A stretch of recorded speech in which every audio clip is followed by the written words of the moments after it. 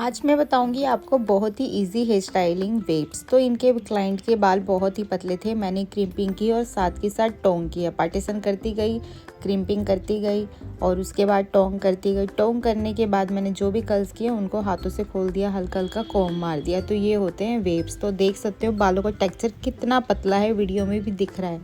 तो क्लाइंट के बाल बहुत ही थिन थे, तो बिना एक्सटेंशन के तो काम हो नहीं सकता था, क्योंकि रिसेप्शन था उनका।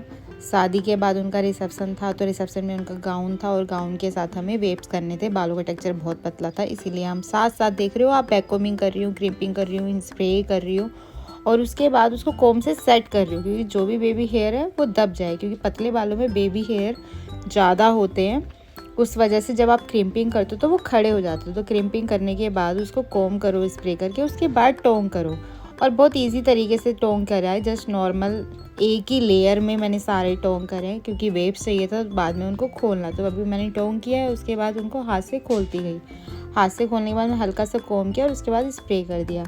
ऐसे ही सेक्शन क्लिप लेते लेते लेते मैं ऊपर तक क्राउन एरिया तक आपके आ गई। क्राउन एरिया में भी मैंने बैक कोमिंग करी, स्प्रे किया, टोंग की और उसके बाद मैंने हाथ से ओपन कर दिए सारे बाल। उसके बाद थी एक्सटेंशन लगाने की बारी, क्योंकि क्राउन एरिया पे आ गई थी तो एक्सटेंशन यूज़ करना था।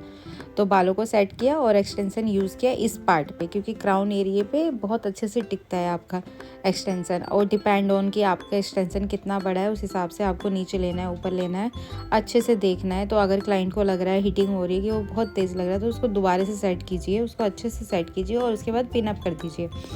उसके बाद मैंने क्राउन एरिया के बाद बैक कोमिंग करी, थोड़ा सा पफ दिया और उनको नेचुरल टोंग करके मैंने उनके फिर से वेव्स कर दिए। सारा आगे मेकअप हो रहा था, पीछे मैं हेयर कर रही थी, तो मैं वीडियो भी ले रही थी साथ साथ। स्पीड में दिखाया है ताकि आप जल्दी देख पाएँ, क्योंकि एक एक स्पीड में है तो मैंने एक एक करके टोंग्स नहीं दिखाए हैं। तो ये आपको नॉर्मल टोंग करना है, उनको हाथ से खोलना है, स्प्रे करना है, देन वो वेव्स का आपके वेव्स आ जाएंगे। जो भी आपके एक्सटेंशन है वैसे ही कर्ल्स होने चाहिए, वैसे ही टेक्सचर होना चाहिए, वैसा ही कलर होना चाहिए। तो ये है पूरा हेयर, आप देख सकते हो मोस्टली हो चुका है। आगे मैं पहुंचने वाली हूँ, क्राउन एरिया भी कंप्लीट हो गया, फिर मेरा एयर टू एयर फ्रंट का पार्ट रह जाएगा। उसके बाद मैंने बैक सेट किया और अब बारी थी फ्रंट की। तो पहले बैक में इनके क्राउन एरिया में ना काफ़ी गैप था, तो मैंने डस्ट पाउडर लगा के वो फिनिशिंग कर दिया ताकि वो दिखे नहीं इतना गैप। लास्ट का पार्ट मैंने क्राउन एरिया कंप्लीट किया, देन आपका ये पीछे का हेयर हो चुका है। अब बारी थी आगे की। तो आगे इनको कुछ नहीं चाहिए था, साइड पार्टीशन करके जस्ट वेव्स चाहिए थे। तो मैंने सबसे पहले बैक कोमिंग करी, बैक कोमिंग करती गई मैं, साथ साथ बैक कोमिंग करी उनको। जो मेरे को रूट्स के पास ही बैक कोमिंग चाहिए थी, और एक एक बैक कोमिंग करने के बाद क्रिम्पिंग के बाद मैंने उनको टोंग कर दिया। 2 पार्टीशन में मैंने हेयर कर दिए और उसके बाद जो भी हमारा था बैकअप वो सही से किया। जो एक बार पिन लगानी थी, बीड्स लगानी थी, कुछ डिज़ाइन देने थे, वो कंप्लीट किया।